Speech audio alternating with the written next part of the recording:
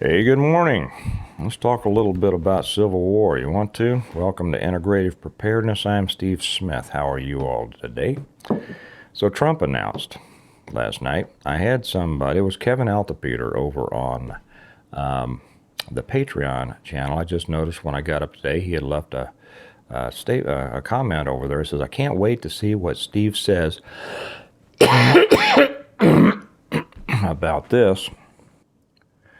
Oh, sorry. I had to put you on a cough pause there. I'm still trying to shake this stuff. So if you see tears in my eyes, it's from coughing. It's not tears of joy or sadness.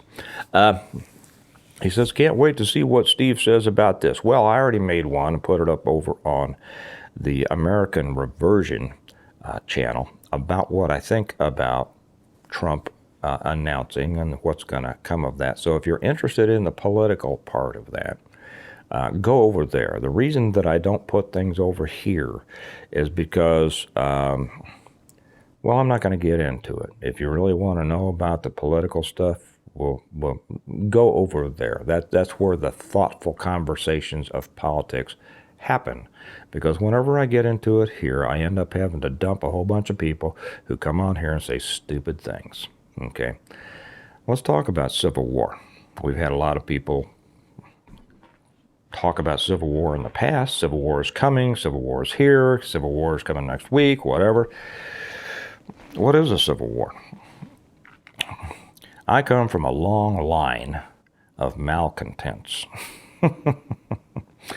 My family apparently has a hard time dealing with authority. I know I did all my years in law enforcement and all that. I never took to authority much, and my I don't like to use the word superiors. That means that they're better than I. They just had higher rank than I. Let me put it that way. They always had a little bit of trouble with me, but you know what? As a result, I got a lot of the cool assignments that I got because I didn't fit in well with the larger organization. If you've read my books, you know that the main character, Jim Wyatt, that his last name is Wyatt. That's because that's one of my old family names. It goes back to Wyatt's Rebellion in England when the Wyatts rebelled against the king, and then they were thrown out of the country, and then parts of my family came over to America in the 1630s and 1640s, some into Virginia, some into South Carolina. And one of my ancestors was a delegate to the Continental Congress. He was a signer of the Declaration of Independence.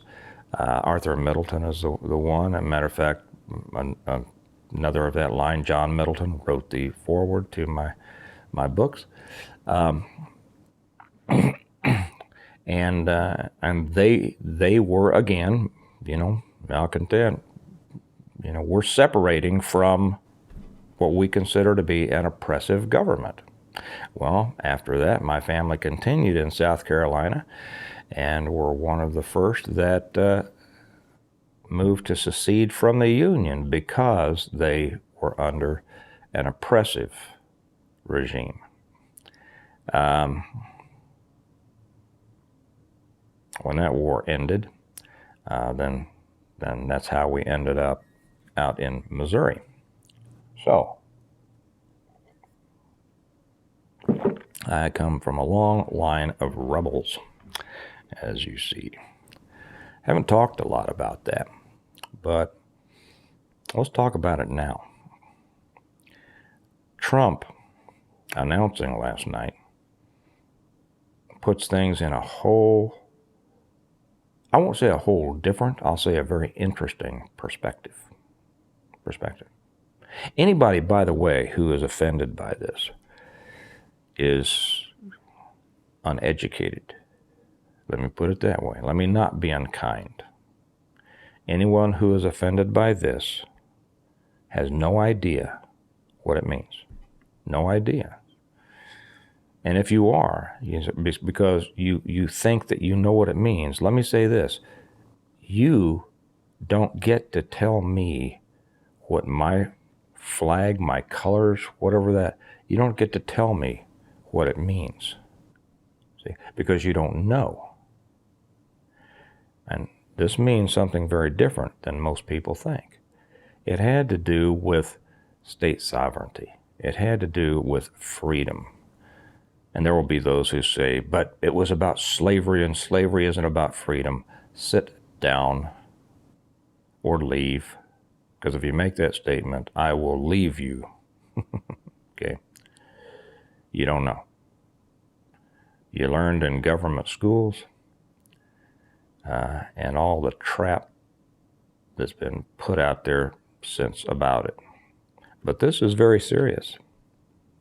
Great lessons can be learned if you study what this was about. And if you really want to be an effective part of any change or of any movement, you should study this. You should study it till you know the truth and understand it.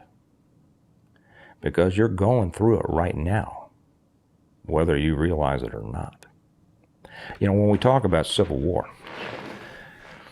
people have an idea of, they just think about that one thing back in the 1860s, which was not a civil war at all. It was a secession of sovereign states from a corporate America who said that we will not tolerate your oppression anymore, and we're leaving your imperfect union.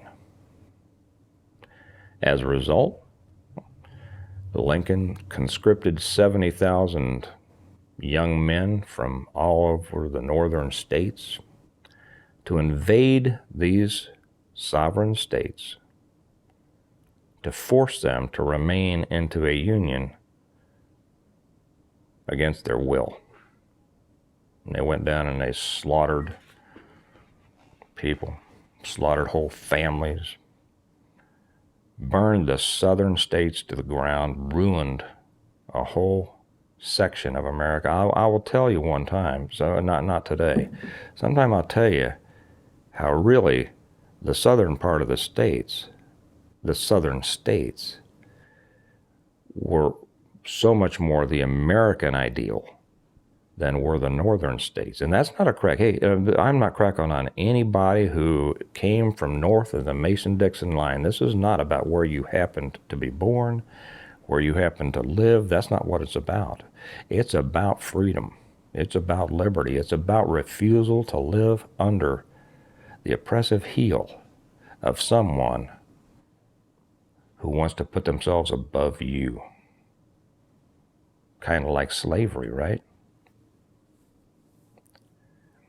But that war wasn't a civil war, but our American history has been a civil war the whole time.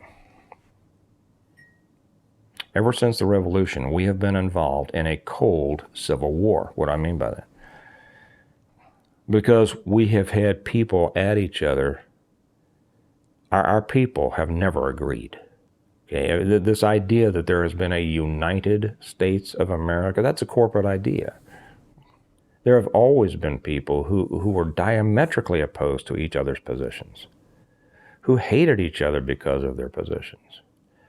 I've made a video some time ago about the fact that the United States is a country, not a nation. It's not a nation. Okay? And a nation is a people that is held together by common beliefs, common language, common history. That's a nation. We are an amalgamation of many different peoples brought together into a corporate country. Because of that, we have always been involved in a civil war. But it's been a cold civil war, and there's been times that it has erupted. But the time that we've been through recently has been cold until a few years ago, and it's heating up again. Now, I'm not getting into politics here. If you want the politics, go to American Reversion. What's going to happen is, as a result of Trump's announcement, I think that this cold civil war that has always been the simmer of the American experience, there's always been that simmering. As a result of his announcing, I think that the temperature is going to be cranked up quite a bit.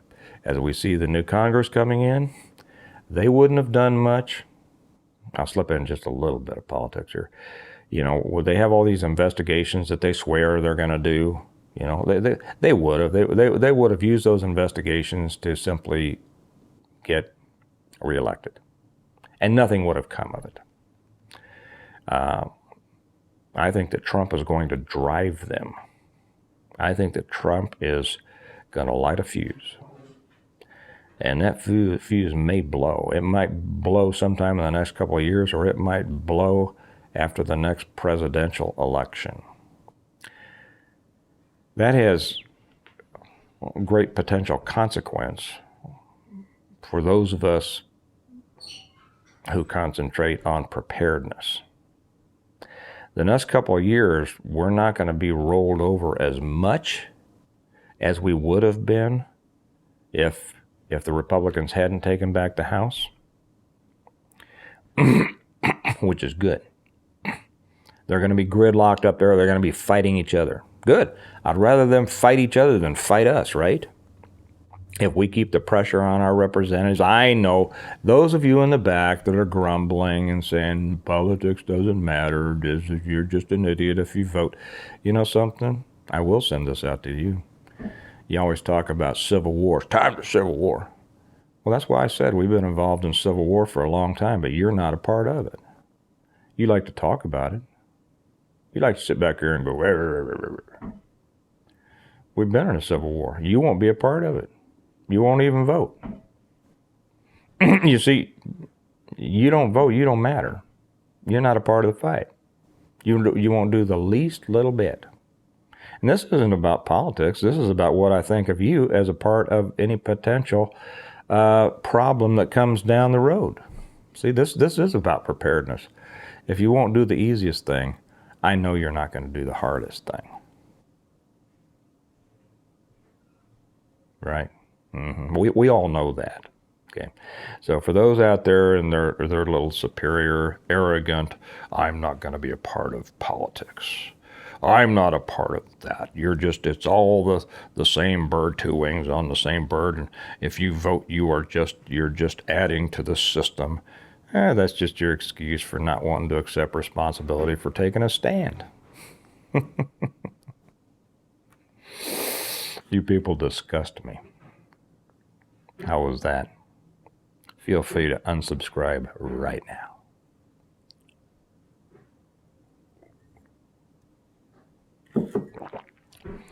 So the Civil War's coming. It's going from cold and it's going to get warm. Is it going to get hot? Yeah, could. Sporadically hot, okay? But what does this have to do with preparedness? Basic preparedness, like I've always said, will pretty much, it'll put you in pretty good position for almost anything. But you have to start preparing with something else on the horizon.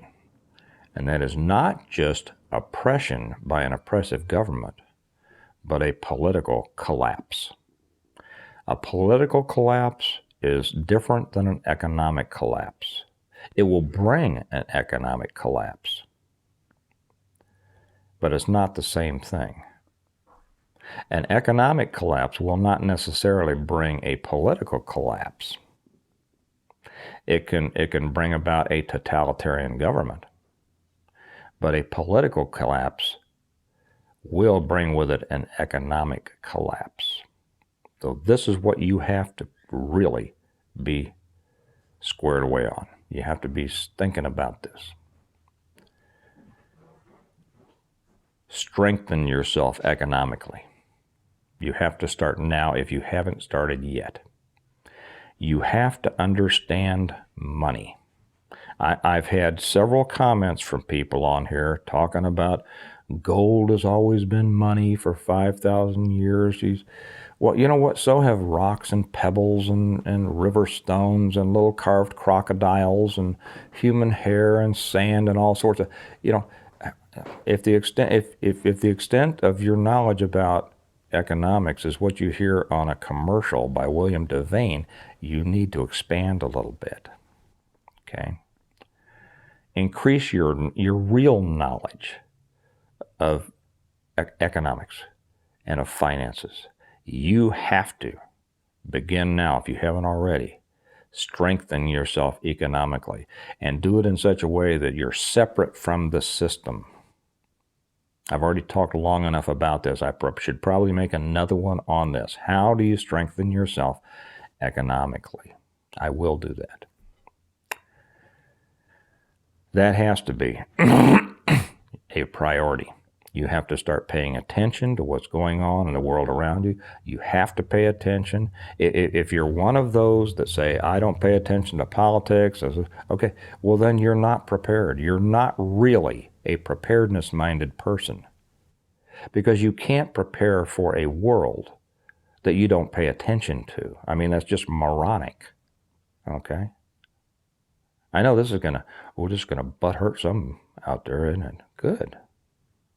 You need to hear it, or you need to go someplace else.